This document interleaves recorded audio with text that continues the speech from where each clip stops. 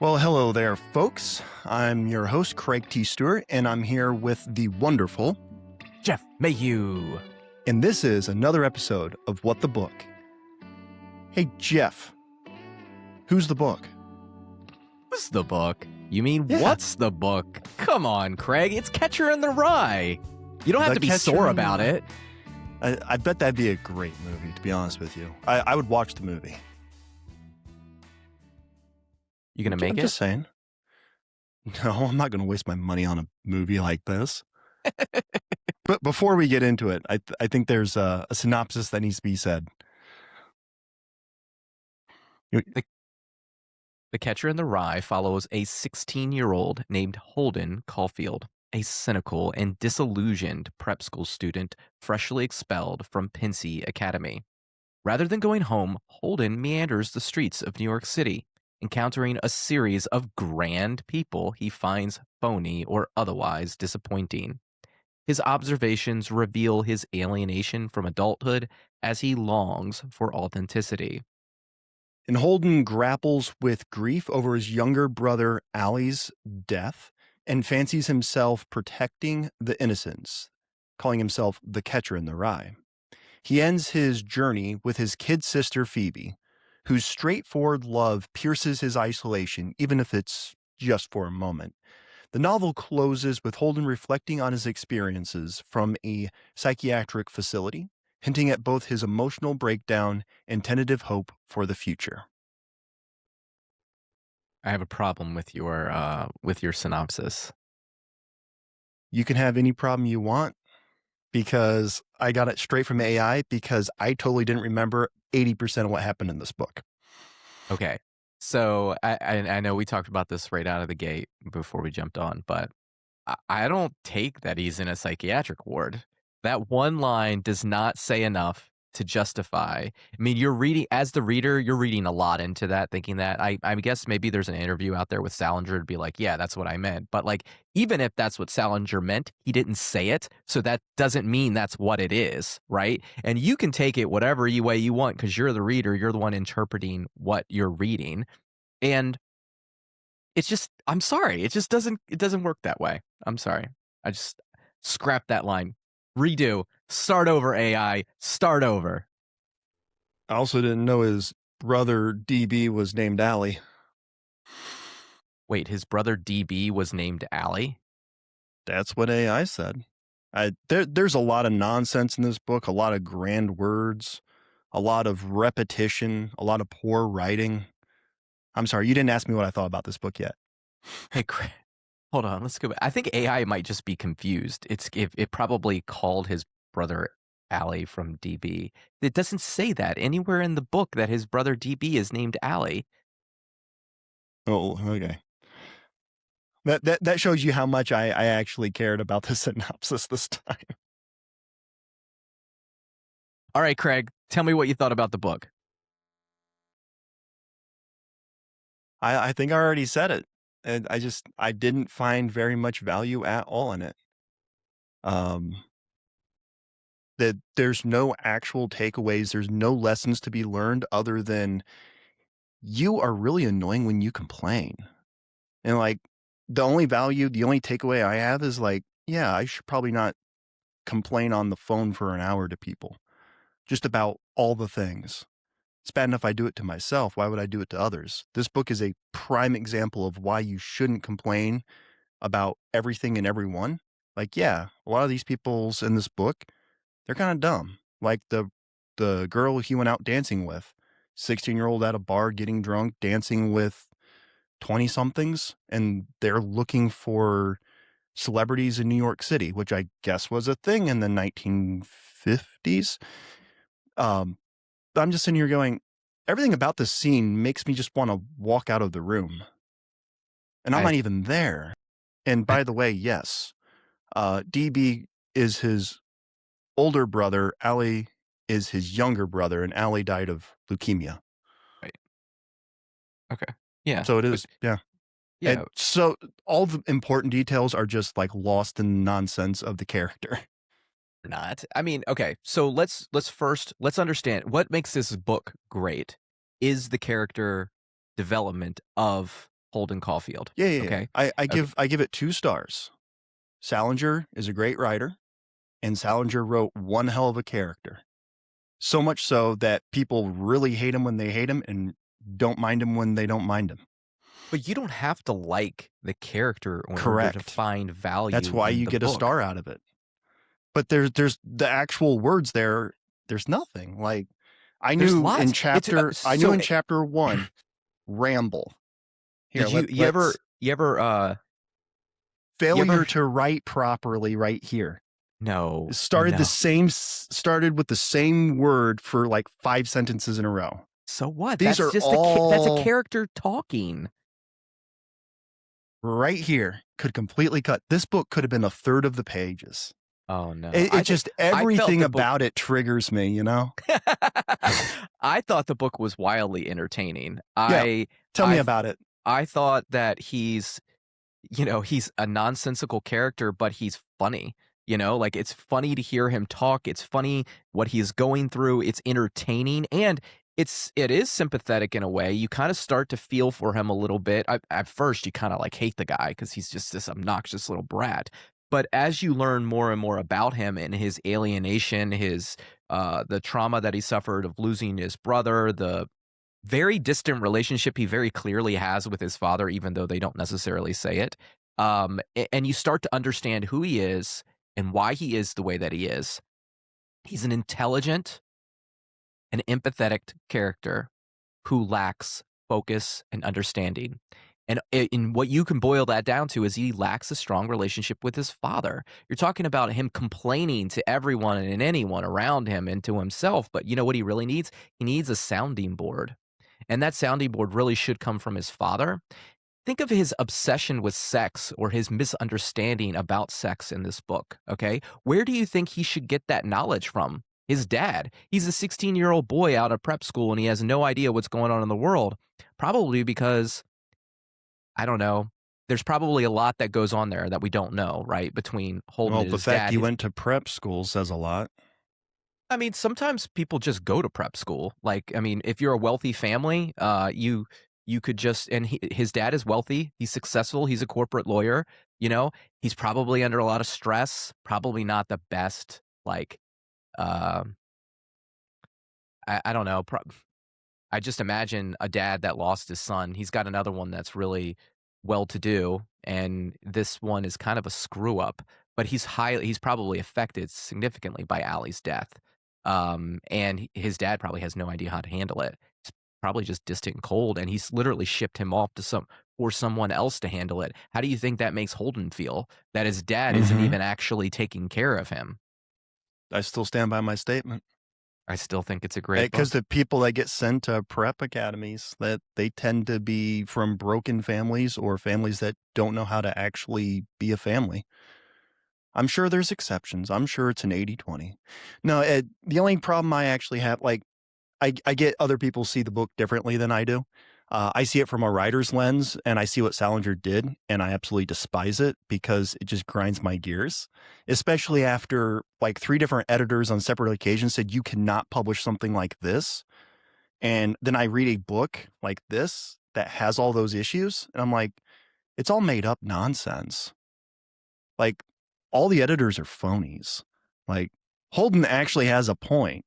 Most of the professionals are phonies. I go to work, what do I see? Phonies. I go home, what do I see on the streets? Phonies. No, The only real person is my next door neighbor who's playing outside with their child. I Like, think I think that rules and structure exist for a purpose, but you can always break those rules and structure when you have absolutely. when you're able like, the rules and structure are to help everybody be able to tell a story and get to a point. But not everybody needs those rules and structure to be able to accomplish that goal. Some people are just more naturally gifted at storytelling than others, and again, I think this is a fantastic piece of writing, like, just absolutely brilliant, because that's what like, to me, what makes a great writer is not the ability to follow those rules and structure, but to To to know when to shun know to when to break them. to shun them when necessary to make something great. Was it necessary to have the narrator voice? be so rambling? Was that necessary to drive the same point home? First of all, I don't Does think it this drive is it home? nearly as Yes. I don't think this is nearly as rambling as Crime and Punishment, which you had mentioned to I me. would absolutely go I back and read I would oh learn my god, Russian and read Crime and Punishment before I reread this book. And gosh, you no can way. quote me on that. Uh, No, no. But anyways, like I mean, I don't think it's as rambling as a book like Crime and Punishment, and I think it tells but what's the story, Jeff? Like, what's the character arc? What's the story in Catcher in the Rye? story There is is of one a young in Crime boy and who's Punishment. the story of Catcher in the Rye is a story of a young boy who doesn't have a good relationship with his father. He needs support and he's looking for it in all the wrong places. And not only that, but he is purposely pushing it away from everyone that does try to help him. And So there was that really weird scene in the towards the end of the book with his old teacher where the pervert. see, but here's the thing. Is he a pervert or is he like a fatherly figure that is like taking it who feels sympathetic? We don't know the backstory between Holden and this guy. Okay. We know that Holden lost his brother, possibly when this guy was his teacher. Maybe they have a much deeper relationship than we know, and maybe Holden is making things up. All he was doing was sitting there patting him on the head at late at night. He knows that his dad, he's having dinner with his dad. He knows that his dad is worried about him. He probably knows that his dad cares very deeply about Holden, but is incapable of providing the support that Holden needs. And he's kind of this bridge trying to help things out. And then Holden he assumes he knows a lot of things that he doesn't know. And like, this is a really dangerous thing for a kid, for anyone, is to assume you know things that you don't know. And so I don't take that. I mean, that's Holden's perspective. If you're taking everything that Holden says as in this book as gospel, as truth, then you've lost the plot because the point is Holden doesn't know anything. He's just So rambling and saying whatever he so wants. Holden's an unreliable narrator. I mean, But which is a thing, right? well, but that's the point. It's like I was going to mention this earlier. It's like jazz music. Okay, what they don't say is as important as what they say. Right? The Yeah. notes that you Ghost don't notes are hear. amazing. Yeah, exactly. That's what this is. This is literary jazz. I don't know if I would classify it as literary, but yeah, sure. It's storytelling through a jazz lens. I just don't think it has three movements to complete the story.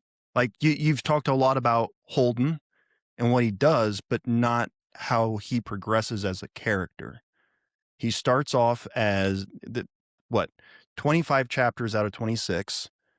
He's just crazy, doing his own thing, rambling and all the nonsense he does. And then the very last chapter, 26, you get one full page.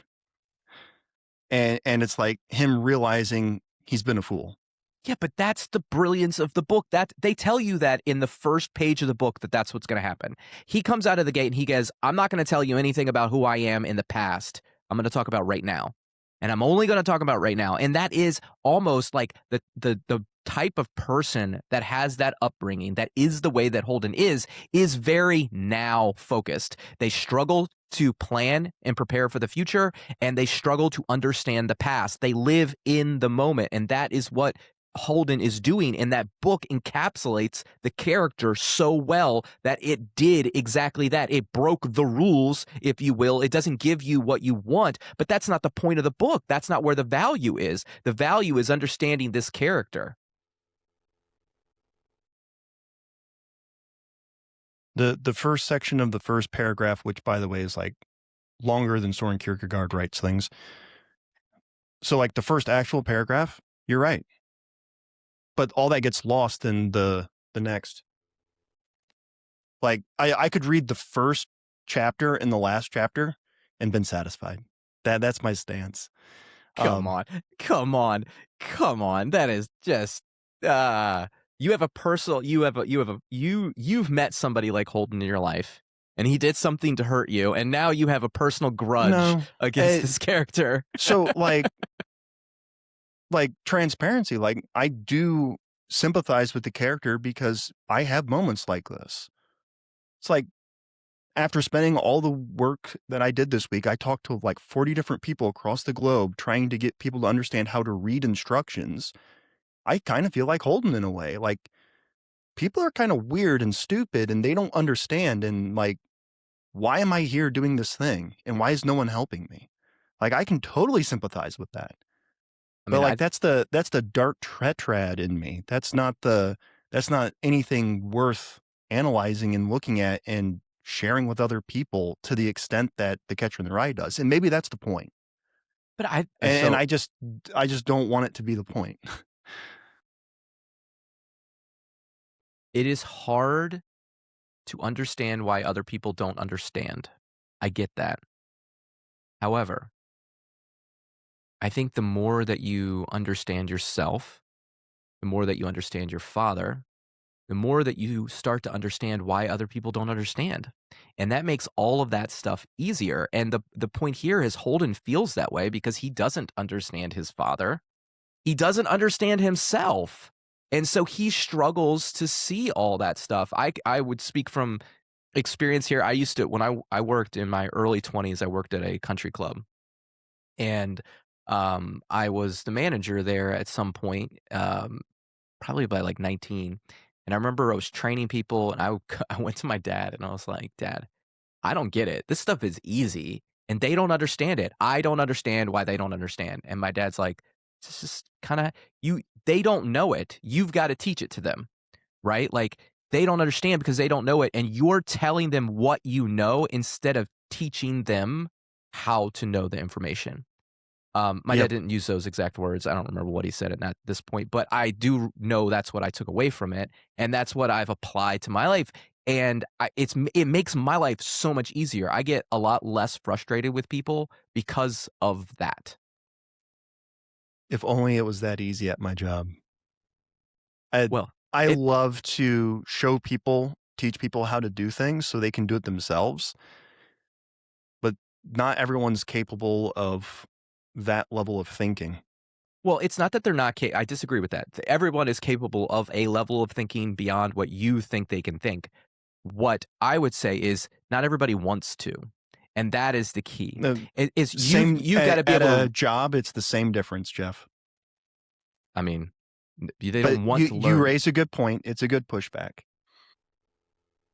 They don't want to learn. And, you know, as an individual to protect yourself from the frustration, you have to go, "Okay, cool. I'm not gonna bang my head against the wall with this person. They don't wanna learn. I did my job. I move on." Or you Mhm. can find a way to break through to that person, right? Like somebody like Holden, he needs somebody to break through to him. Okay, he's struggling. The teacher is a guy that maybe could have broke through to him. He is apparently some sort of alcoholic, according to Holden. He did a pervy thing, you know, according to Holden. But he, he still needs somebody to Pretty sorry, finish your statement. pretty pervy. No, I was gonna say I'm pretty sure there was a swinger party right before that, but that's me Is making that what we're assumptions. assuming? Where I mean, see again, I If I you go know back and read it, it kind of I don't know if it was just like a great party, but I'm pretty sure that was during the week, and the only people that party during the week are people that do weird things or they're truly, truly alcoholics. I don't know. I think wealthy people party during the week because wealthy people He was a live. teacher, not a wealthy person. It's true. He Or was. is that He not could have. how the 1950s worked? I mean, I don't know. I don't know. He could have been a teacher afterwards. I don't know. His dad. He's friends with a wealthy person. Let's put it that way. His Okay. dad's a corporate lawyer. He's friends with this wealthy person. So they got to be. And you got to think like even if he is a teacher, he's in a teacher in a neighborhood that is wealthy because Holden's neighborhood's probably wealthy because Holden's dad's wealthy, right? So like all these things, you know, all these things matter. So, But go ahead. your video works again. Great. My I've video been went out. seeing a frozen picture of you for 10 minutes. I'm just like I'm arguing with a still frame. I feel like Holden. No, you brought up something interesting, and it is probably the best takeaway between me and you reading this book. and it has to deal with father figures. Very long time ago, my very first webisode for What the Book was about Elon Musk, or was it the second one? I think it was the second one. It was about Elon Musk, Walter Isaacson. I don't know if you can read the back or if it's flipped. I cannot read it, it's too light. It's too light. Okay, so I my thoughts on this are the main character is delusional, has no filter, is never satisfied, clearly punching above his weight in the things that he's trying to do. Like 16-year-old going after older women and drinking, and it's like, okay, yeah, sure. What is he missing? Principles and application of his brain. Because he seems to be pretty smart, but he's flunking out of everything because he's just not interested. If you put all that together, what do you get? You get Elon Musk. What no, what you But get but what I'm is missing here is the father relationship, which is probably similar. but here's the thing, you get the opportunity for 2 things here, okay? You get the opportunity for greatness or destruction, okay? This is the same story that's told over and over again. George Washington, Andrew Jackson, Your capacity for good is limited only by your capacity for evil. right? But when you have this hole in you, okay, that missing your father will do, or not having the strength, the strong relationship with your father that you want, because well, I won't sidetrack my own point here, but when you have that hole, you start to grasp for more, okay? And I guess it depends on, you mentioned principles. Are you going to develop those principles? Are those principles are actually put in you? Like, so let's take Washington as an example. You use Elon Musk, right? But let's use Washington. Washington's father died. I'm talking about George Washington, obviously. George Washington's father died when he was a young boy. He was raised by his mother, who was kind of a hard ass, if you want to know. I mean, she supported the British through the Revolution, um, and he's he's got this hole in him from losing his father. He doesn't have this relationship with his dad, but he does have a relationship with his brother Lawrence, who is like a father figure to him. But he's missing a lot of the basic knowledge that he wants to have to help him fit in with society. He's very insecure about his academics. His father dying meant that he didn't get to go to school the way that his older brother got to go to school. So he's got this hole in him. He's got this insecurity in him, but he's also got these principles that says, even though you don't have these things that you very desperately want, you still have to treat people with respect, be civil, right? Washington was famous. He wrote a very small, 14 Rules on Civility, I believe it was, book that he tried to live by. And I think this is your capacity for good, right? Like his capacity for good overshot his capacity for bad. But it's the capacity for bad, or the capacity for to take or gain power, that allowed Washington to do so much good. And I think, this balance is a tricky thing. Like you can't like parent this into a person. This just Right. happens, It by happens. it just happens. And you hope that as a parent, you hope that you do kind of what Washington's family did. You give them that grounding in reality to be able to sustain all of that stuff. Yeah. But Eh, and that's what makes parenting so difficult. You can give them the grounding, but at some point, you have to either understand how they react to things to influence how they see the world that way. Because if you do it directly, you're just going to get them to go the opposite direction. You're not going to get the results you're looking for. And I think, and correct me if I'm wrong, but don't you do that in some way? Because you understand, like your twins, they operate very differently. And so you approach how you word things with them differently because they'll see it differently, but you get similar outcomes. absolutely. And I do that with all my kids. All my kids see things differently. And because they all have different experiences. Mhm. And because we're a blended family, like I have kids that have other parents, so like I have to take into account that Other parents see the world differently than I do. They're going to teach these kids things different than I do. My job is to understand what my child understands. You know, like you need to pay attention to your kids and understand them as much as they understand you. Probably was a lot different, 100 years ago, 200 years ago, of like, growing up in early America where, families were spread out, the world was spread out. You didn't have as many influences. But today, or in Holden's time, there are millions and millions of experiences or influences happening and shaping you and your children every day. So it's best to understand them and then communicate to them on a level that they can understand what you're trying to Yep. do. And then Which ultimately, they're never going to do what you want them to do.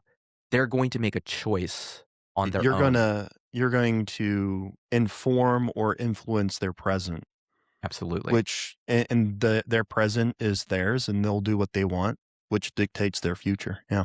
Absolutely. So we did cover one of the questions already, which is the many readers find Holden deeply annoying versus profoundly sympathetic. I think we beat that one pretty well into the ground. The horse is about 12 feet underground, Jeff. Do you agree? Uh huh. So if Holden was a teenager today, how would social media, smartphones, and modern culture affect his experience and mental state? Would he be better off or worse? uh, you know, It's a very good question, actually. And I kinda see it both ways. Like, So do I. I can Yeah. see a scenario where Holden goes down a rabbit hole, and he's like the worst of Elon Musk, right? Like, because Elon Musk is kind of a crazy person on Twitter, and he's Yeah, but at he least he's productive. right, but Holden's not successful, right? Like, and he's not and I bet you Elon was smart enough to keep his crazy thoughts to himself before he was, so rich and powerful.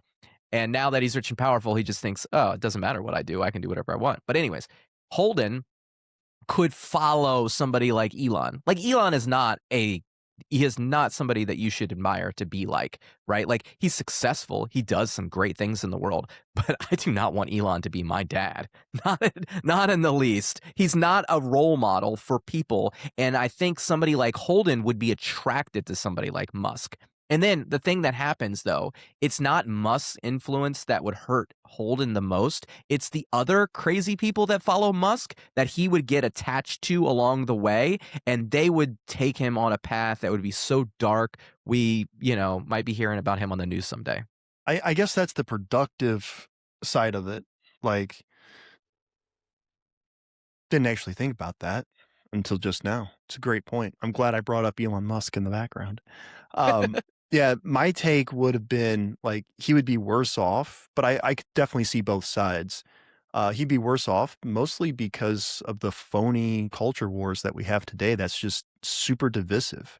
He would pick a side and think everyone else is stupid and wrong. And yeah, he would be one of the leaders of one of the sides, whether it's left or right. Postmodernism would be his thing because he would be able to go into that rabbit hole and believe that he's right on this stuff and that everyone else is wrong. He deconstructed it. He defined it his way, and everyone else is wrong. They're all phonies. They don't know what they're talking about. But here's the thing: that could have happened to him in the 1950s too. Right? Like Well, he could have became a communist, right? Like he could have become a communist in an underground cell. It would have been harder for him to find that group and be part of that group. Social media reaches deeper inside of your home than an outside, meeting in person type of so group. But he would be easily swayed by any group with strong opinions. I think he would be easily swayed by any group that has a girl that's pretty enough and will take his shit, right? Like will take his shit and stay around him cuz he's obviously like again, he's an empathetic and intelligent person. I don't know what he looks like, but he's attractive enough to get these girls to go out with him. He is fun enough to get these girls to go out with him, but he kind of loses the plot at some point in time and he's kind of mean. Um and if a girl ever sticks around and she says, "Hey, come to this group," I bet you Holton's there. Yeah, especially if they're fantastic dancers. That's true. That's true. And, That's his one redeeming quality. Apparently, he's a great dancer. that is true, and, he could have got swept up with, like, a group of Cuban communists, that were here. They were like he was going to salsa lessons, like so, yes, I think social media That would would play. actually have been okay. I got you now. Yeah, yeah. So social media would play a factor. He could easily be recruited, but at the same time, he could have been. He's like a devil's advocate, right? Like he could have been somebody that took early that social media was bad, and maybe he like Well, refuses to give into it. social media, but like he would be perfect to find a niche that he really enjoys, and maybe it's just being that bombastic person. Like I could see him being a Tucker Carlson, someone that's just profoundly annoying to most people, but also sympathetic to other people that has his thoughts and thinks everyone else is wrong and will just say it out loud. So like, uh, or maybe just someone on YouTube that likes to stir up drama. So you could see him being somebody that understands that his word that doesn't understand how much power his words has and doesn't take the time to educate himself properly enough. That's your perspective. Look, I'm not going to touch that grenade. That we don't have time for that conversation. but I mean, when you're talking about a talk show host that has his opinions and doesn't care about what other people thinks, right? Throw the Hmm. name Yeah, out the yeah, window. Think about that yeah. explanation of it. He We would all know become the talk cult shows, leader, not the follower in this case. Yeah. right? The cult leader.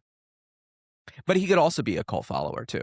Like I think that person could follow a cult just as much as they could lead a cult. Like I said, it's an opportunity for greatness or destruction, right? And if you're ever going to be a leader anywhere, whether it's a good scenario or a bad scenario, you're going to have to be a follower, right? And that's one of the things that Holden struggles with is being a follower because being a follower is admittedly understanding that you don't know everything and listening to others. And this is something that Holden very much does not want to do. He's complaining about school and how stupid it is and how they have all these rules that he has to follow and he doesn't like them. Great point. Leads Sounds a into the next little bit question. like it sounds a little bit like you complaining about the rules of the book. I like it just annoys me that people tell me what I can't and can't put in a book, and then I read books that can literally contradict it, and I go, "Why did I pay this person?" You sound like Holden. Like that sounds like something that Holden would say. Which frustrates me even more. Why am I in this predicament? Like, why am I here? Why is this the way that the society is? No, great segue into the next question. Is Holden's critique of others legitimate, or is he the biggest phony of them all? Well, he's definitely a phony, okay? But he doesn't know it, and I don't know, does that like, what classifies a phony in this circumstance? Because I think Holden Basically, is anyone you very don't like. I think true. I think Holden is, very much true to who he thinks he is, but again, I don't think Holden understands himself. So, I mean, in a way, he is definitely a phony. But he's not a phony in the way that he perceives other people as phonies. He perceives them as phonies because they don't see the world the way that he sees it.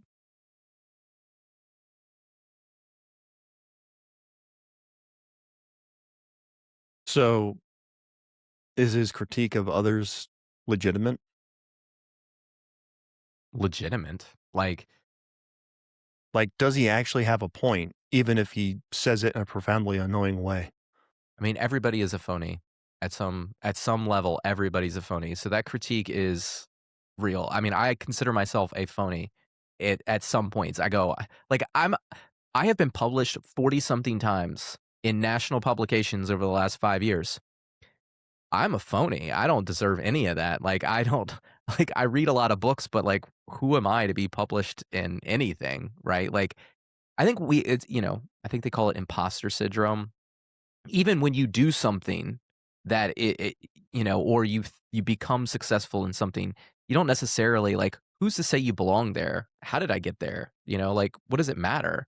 Um, I think, like I said, everybody's at phony because what's the old saying is like you got to fake it till you make it, right? Like you've got to believe that you're going to be successful before you're successful if you're going to be successful. And isn't that kind of the definition of being a phony? Like when I would email in To start, pitches. yeah. I would email in pitches to get published to people, and I would say things that I did not believe about myself. But my job, if I wanted to be published, I had to believe those things about myself, right? So like I'm deeply insecure about this thing, but I'm acting in a way that shows that I'm not insecure about it, that I actually believe in it, because I guess deep down inside there's a little part of me that does believe in it, but that Mhm. part of me is, overwhelmed by the other part of me. And I think that this is what Holden sees in the world. He sees a whole bunch of people that he thinks he's probably a little bit better than. I could do that if I wanted to, but I just don't want to. That person's a phony. They're phony. They're not real. And it's like, well, they're just being the person. They're making a choice. They're making And a and choice and they're going out and doing that thing. and And I can Holden is 100% avoiding agree with that. choices. He's Yeah. avoiding hard It choices. like, I've talked to a few folks at work. I talked with my manager about this. Like, I'm not interested in getting promoted. It's not for a lack of wanting the extra money or getting more influence within the company, whatever the case may be. It's a matter of, do I want to put up with the nonsense? Do I want to effectively say things that I don't agree with or may completely disagree with and compromise me as an individual along the way? And it's nothing like super serious. It's just like when you get to a VP and you go, yes, it will be done by X, and you know it's not going to be done by X. I can't say that. I will tell it the way it is. We don't have X, we don't have Y, we don't have Z. I'm honest. Yeah. And if the further up you go in the corporate world, the less honesty there is, it feels like. And I don't want that nonsense in my life. I don't want to be that phony. I'd rather deal with confidence issues where I'm at. Well, I think, there's being phony, and then like you said, there's being honest. Like okay, let me do another personal example here. I'm president of No Cap, right? Our goal is to uncap the house. This is a big, big lift, right? Mhm. I absolutely believe it will happen. I absolutely believe that what we are doing is going to make a difference, but there's no like tangible evidence that it's going to happen. There's no like I could be wrong, right? Like all the work that we're doing, everything we're doing, I could be completely wrong, but I believe it and I talk like I believe it. And because I talk like I believe it, it actually gets people to do more or to follow along. But like if I talked reality of like this is going to be really hard. Maybe we're Yeah. successful, maybe we're not If successful. you look Then at the math. you're Yeah. if you look at the math, right? If you look at the math, no, it's not going to happen. Okay? But if you look at the heart, if you look inside of people's desires, what they're willing to sacrifice because of what they want, then absolutely it's going to happen. Right? And Yep. and and that's kind of Well, like it's the passion. it feels phony. It feels phony. You feel Well, bad, but so is being phony living, at least in the moment that someone's being called a phony, is it because they're driven by emotion and not logic? Is that one way to look at it? Because, like, what you're saying, like, is logical, but the only way to get people on board is emotional. It's the passion. It's the desire to accomplish something and to change society for the better, and mm, people can buy into that mission. But if you man, if you look at the logic, it's like, is it actually gonna make a difference? I don't see how the logic applies here. I could tear everything apart just by logic alone, but I could also to tell a everything. story that makes it look possible. I can flip that 1% chance into a 100% chance, Yeah, which and just makes me phony. but I love that you brought it to this because this is like this is like the foundation of every discussion we have on this show about books. It's emotion and reason, okay? It And that's is. it's emotion and reason, right? Like reasonably, this is going to be hard, but Mhm. it's also would make a significant difference in people's lives and people would be happy with it. Emotionally, it's a hard lift to convince people of this thing, this reasonable solution. It's hard to convince people of this. You've got to blend these two things together, and that is what's so freaking difficult. That's where somebody like Holden, in that opportunity of that hole in his life, right, has this overly emotional view of the world, but also this foundation in, let's say, I don't know what his foundation is. I don't know if he has a foundation, but he would see it. Life is relatively reasonable. You can observe reason in your day-to-day life, but you may not understand it. I think once he gets the understanding, he has the opportunity to do some great things. But again, back to Washington's day, right? Or Washington himself. Washington wasn't an overly emotional person late from what we know about Washington later in his American Revolutionary days. But in his early French and Indian War days, he was a pretty, he was a pretty emotional guy. He made some, brash decisions that, cost people their lives. And there were flashes of this emotion of Washington in different moments in time during the Revolutionary War and as president. And I think that's what really moved people, right? Is his ability to stay reasonable and make sound decisions, but also they understood like this mattered. Like he had their back, right? And people want to be around people who have their back. People want to be led by people who've got their back. Right. Like, Patton is another example from, like, World War II where he disagreed all the time, and he was vocal about it, and he was doing the best he could to keep his people alive. And he's not the only general from World War II that did that. He's just the one with the biggest name recognition, I think.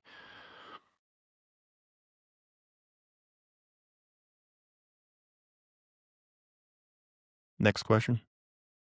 All right. You want me to ask it? You want to ask it? I figured you don't want to answer any questions because you hated the book. Like, this book sucks. Even while surrounded by various people, Holden remains lonely throughout the novel. Why is that? Is his isolation self imposed or a symptom of society? Well, the answer to a question like this is always yes. Both. It's always yes, and I alluded to this earlier in the conversation, like, maybe I only said it in my head, but, like, I've talked with, like, 40 different people in the last 36 hours about various things, and it feels like I'm the only one doing anything and pushing stuff forward, but that's not reality. There's a team of people that are doing it, and there's other people that are jumping in and are helping when I'm not around. I just don't see it because 'cause I'm not there, but, like, even whether it's in an office space or, like, just going down the road, it's like no one knows what's going on in my life, and I don't know what's going on in their life. Like, did I cut someone off this week? Maybe. I don't remember. I probably didn't know they were there. Like, sometimes you get in your own head, especially while driving, and it can be dangerous. And that's a symptom of a far deeper problem. In this case, like, you're lonely or you're just inside your own head too much, and you just start getting absorbed by it, and it just negative feedback loop spiraling down. Yeah. I would agree. It's probably both, although I think that based on what we do know about him in this scenario, is it's very self-imposed. Because, he I mean, think about it. He instead of trying to understand what was happening with the teacher, he left. Instead of trying to understand the girls or the other boy or try to he he judges and he leaves.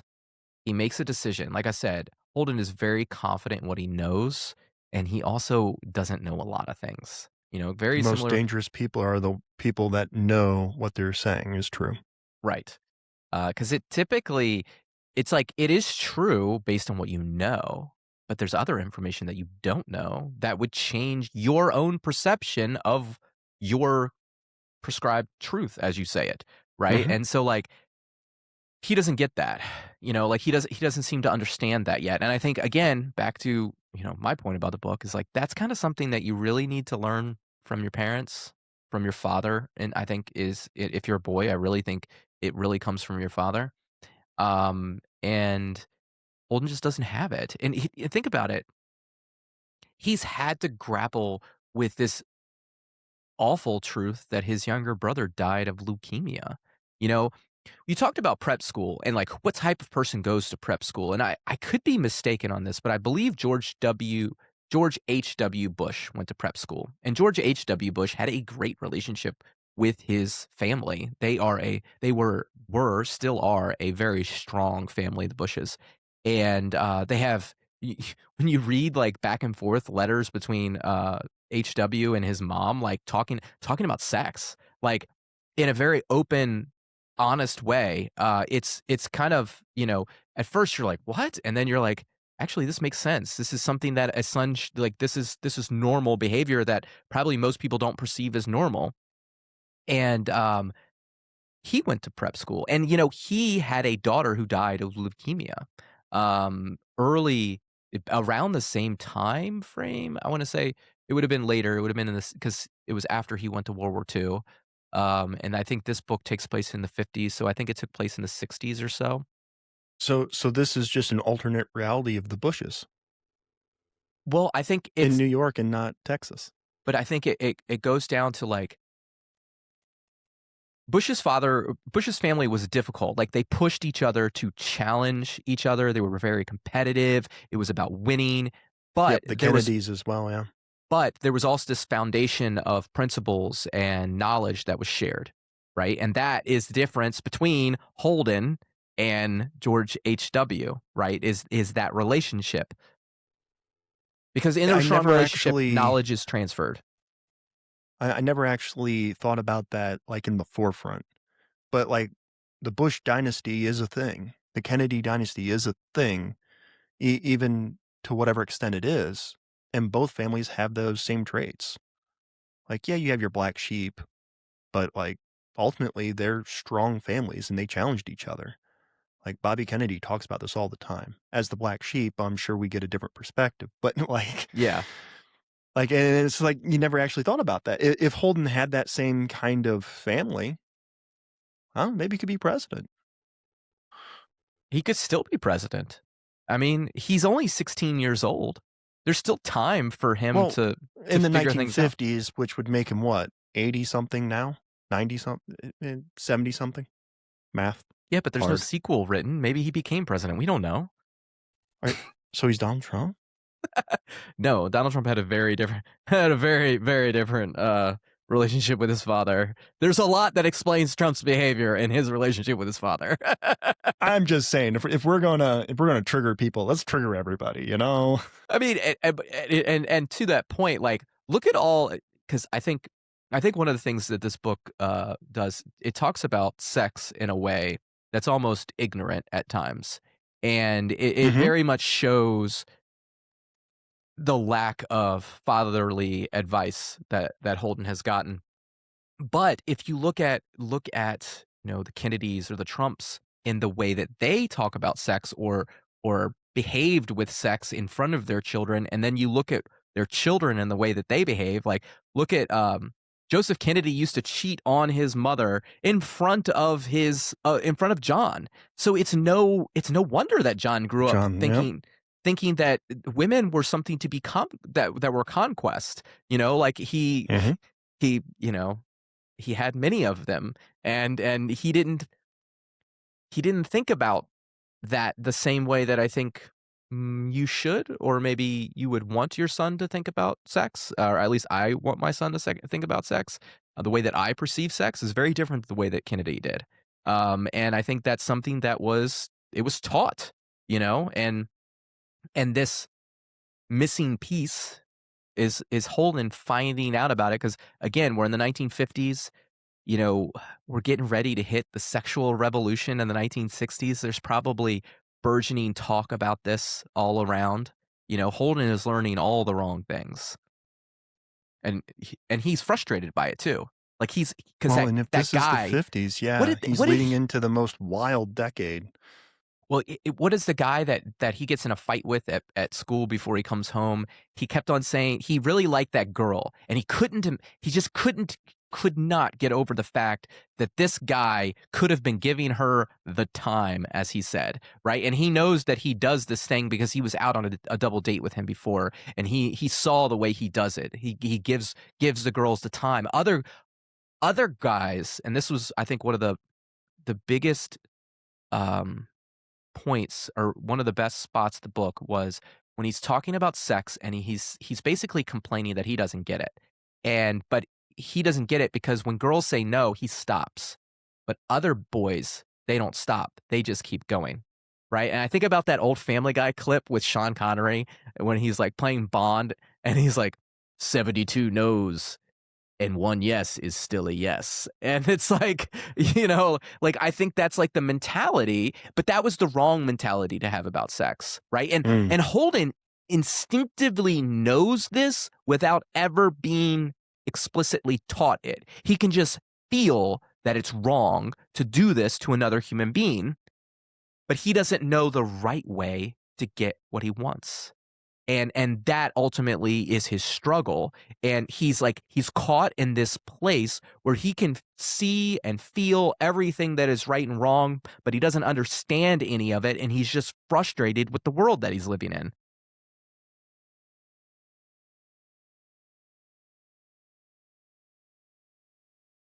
I can sympathize with being frustrated with the world we live in. True that. All right, one more question here, Craig.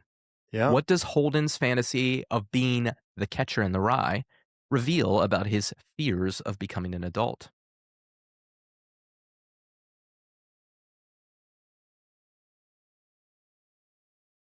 I don't I didn't really see too much relation between his fantasies and his actual character. Um, or I'm sorry, yeah, his actual character and how he sees the impending adulthood. Um, the best I can say here is like he wants to be a force for good. He wants to do right by other people. And he's worried that he's just going to become the same as everyone else. Like there's many adults throughout this book that think they know what's best for other people and he's like, "But you don't know what's best for me." And so he wants to be this person who knows what's best for other people and help the innocent. It seems almost like a non sequitur. Like it's just you're not thinking what you're thinking is going to happen. It's naive. Yeah. And it goes down That's a to great one word answer. it goes back to the fact that Holden doesn't let anybody know him. Because he doesn't really know himself. He's not really honest. He's constantly telling these stories to everyone and himself. And it's really hard for somebody to properly help you if you're not honest with them, you know? So and he doesn't understand this. So he thinks he's gonna help other people, but he's just as, like I said, he's naive. He's naive in his understand he lacks understanding. He lacks focus and he lacks understanding, and those are 2 things that really should be instilled into him by his father. And I'm not sitting here trying to say that Holden's father was a horrible person. We don't know Holden's father, but what we do know is he had a very high profile, difficult job with an older son who was wildly successful, who probably got everything that Holden did get, and he lost his youngest son, and that probably crushed him. And he probably wasn't the man he was after that loss, and that's why Holden is struggling. And Holden's trying to hold on to that. That's the part of the catcher in the rye, right? Like hold it, that innocence that he is connected to in his sister Phoebe and Allie, his dead brother Allie. That innocence is what he's trying to hold on to. It's his lost innocence. He lost his innocence the day that his best friend and younger brother died, and he didn't get the comfort and support that he needed. He just didn't.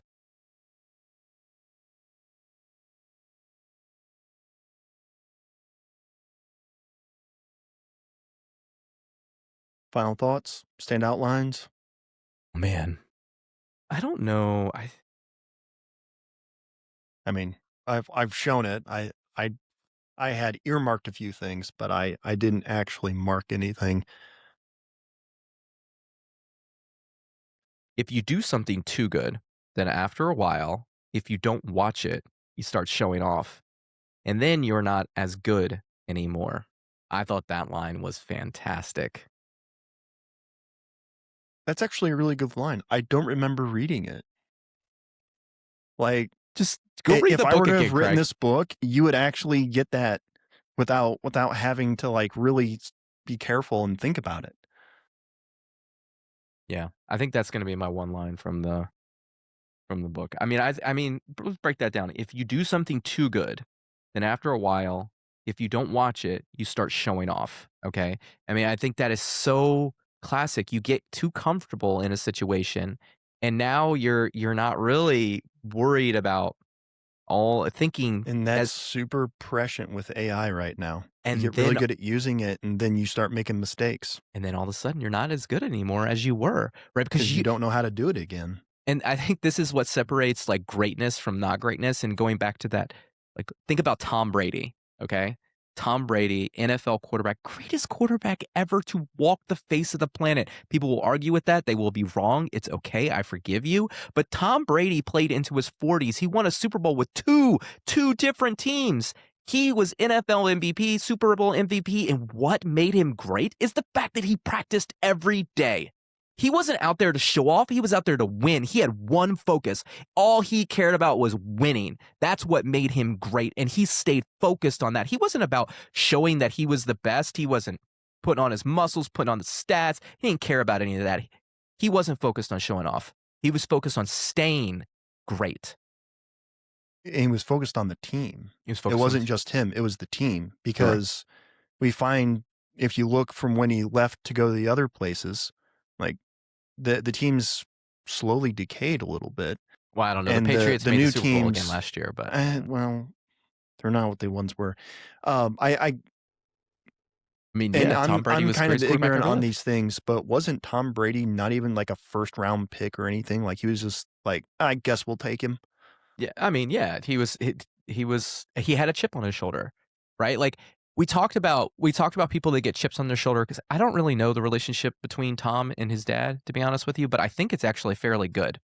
And I think that the chip on Tom's shoulder, didn't come from the hole in his heart from not having a father that was around, but the chip on his shoulder came from, believing that his dad was right and the way he raised him and to be successful and nobody else seeing it and was like, "Well, I'm gonna prove it to you." Right? But then when he got there, he had that humbleness about him, probably from his father, that said, "Yeah, you got here, but you gotta keep doing what got you here or you're not gonna be here anymore." And that's exactly what that line says. It says, "Just because you get somewhere and you're good at something doesn't mean you're gonna stay there. You gotta keep doing what you're doing or you're gonna be gone." Not for long. That's what they call the NFL. Except for Tom Brady, who was there forever. Yep. The standout lines to me, I have written here at the last page, tongue in cheek, but I would stand by adding the first paragraph that you pointed out and then the last chapter. I think those are the best lines of the book because they're the only coherent ones. I will die on this hill, Jeff. That's okay. You're allowed to be wrong. I forgive you. Where would you place this book in the season 3? Ooh, that's a good question. Let me take a look at this. All right, so it's definitely better than The Quiet American. It's better than Man on the Castle. It's better than Mere Christianity. It's better than a history of the world in six glasses. Um, it's better than Shadows in Flight.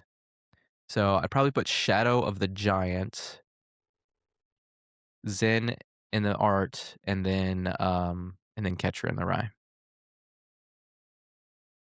Or I put Zen 1, Shadows in Flight 2, and then Catcher in the Rye 3. But my perspective can change on this. I really, really liked this book. We've read some really good books this season because so it's hard because I really loved Zen and the Art of Motorcycle Maintenance, and I love all of these books for the same reason. Um, I would have to I'm gonna say it's probably at the same line as The Quiet American for me, which is wow, towards the bottom. wow, wow, that's crazy to me. Well, these are both books that I see 0 value in rereading. Um, Man, I would. and if I had to choose, I would reread The Quiet American. Like, there's more to take away from it, I think. I mean, there is a lot to take away if you know a lot about the Vietnam War, but it's boring. Like The Quiet American was boring. This And I again, would rather read that than this, it's upside down. which Uh, I know it's upside down. I've been doing that on purpose, Jeff, because it's grand. It's fantastic. all right, you don't have to be Y sore about it now. Come on. Anyhow, Oh, that killed me. Um, it took me a minute when you texted me that. You don't have to be it's like, "Oh, did I offend him?" I'm like, "Oh, wait, no, I think that's in the book." um, man, I cannot believe that. I mean, I would read this again. I actually so I made a reading list for Oliver for the summer. And I put dollar figures on it based on the book, and I was like, "Hey, you read." I think I put 10 books together. I said, "You have to read, I think 4 of them. You have to read 4 of them, okay?